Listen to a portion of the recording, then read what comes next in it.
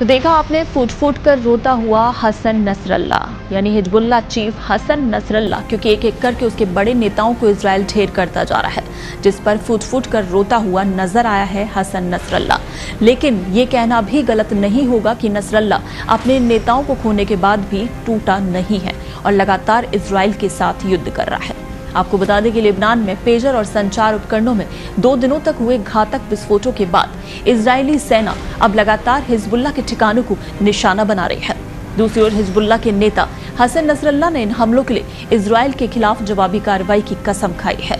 Israeli हमलों के बाद हिजबुल्लाह ने भी जवाबी हमला करते हुए इजराइल के आर्म्स फैक्ट्री पर बमबारी की।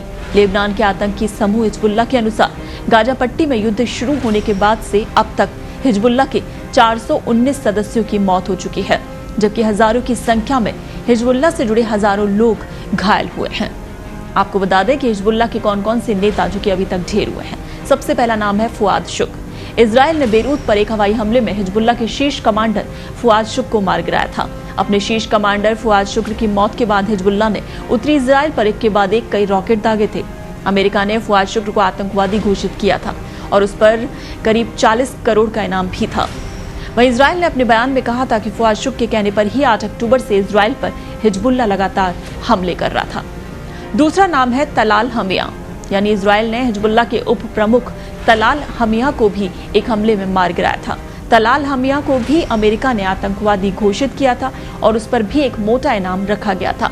अपने इन 2 बड़े नेताओं की मौत का बदला लेने की कसम हिजबुल्लाह ने खाई और उसी के चलते वो लगातार हमले कर रहा है। उसके बाद तीसरा बड़ा नेता अबू हैदर, हिजबुल्लाह ब्रिगेड का एक सीनियर कमांडर अबू हैदर दमिश्क इंटरनेशनल एयरपोर्ट के पास एक संदिग्ध इजरायली ड्रोन हमले में मारा गया था और ये हमला सुबह सैदा जनाब इलाके में एयरपोर्ट से सटी सड़क पर कमांडर के वाहन को निशाना बनाकर किया गया था। और उसके बाद चौथा बड़ा नेता इब्राहिम अल कुवैसी। इजराइल और हिजबुल्लाह में तनातनी के बीच मंगलवार को कल हिजबुल्लाह की मिसाइल और रॉकेट यूनिट का कमांडर इब्राहिम अल कुवैसी मारा गया। इजराइल डिफेंस फोर्सेज ने जब इस बात की पुष्टि की तो सोशल मीडिया प्लेटफॉर्म एक्स पर इस बात की चर्चा होने लगी कि आखिर अब अगला नंबर किसका है। यानी इजराइल लगातार एक एक करके हिजबुल्लाह के चीफ नेताओं को मार गिरा रहा है। तो अब यही चल रहा है चर्चाओं में कि अब अगला नंबर आखिर किसका है। आपको बता दें कि अमेरिका ने साल 1997 में हिजबुल्लाह को एक विदेशी आतंकवादी संगठन घोषित किया था। अमेरिका की तरह यूरोपीय संघ, अरब लीग और खाड़ी सहयोग परिषद सहित 60 से अधिक अन्य देश और संगठन भी हिजबुल्लाह को आंशिक रूप से या पूरी तरह से आतंकवादी समूह घोषित कर चुके हैं। इस समय हिजबुल्लाह से लगभग 40,000 लड़ाके जुड़े हुए हैं। इस समय हिजबुल्लाह की कमान हसन नसरल्लाह के हाथ में है। हसन नसरल्लाह जो कि हिजबुल्लाह प्रमुख हैं, साल 1992 से ही हिजबुल्लाह के विस्तार में लगे हुए हैं। इन्होंने ही इजराइल से बदला लेने का ऐलान किया था।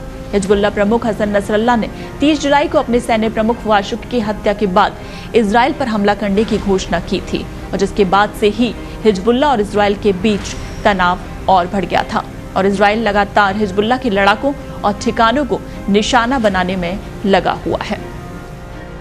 हसन नसरल्लाह के बाद नईम कासिम हिजबुल्लाह के दूसरे नंबर के नेता हैं।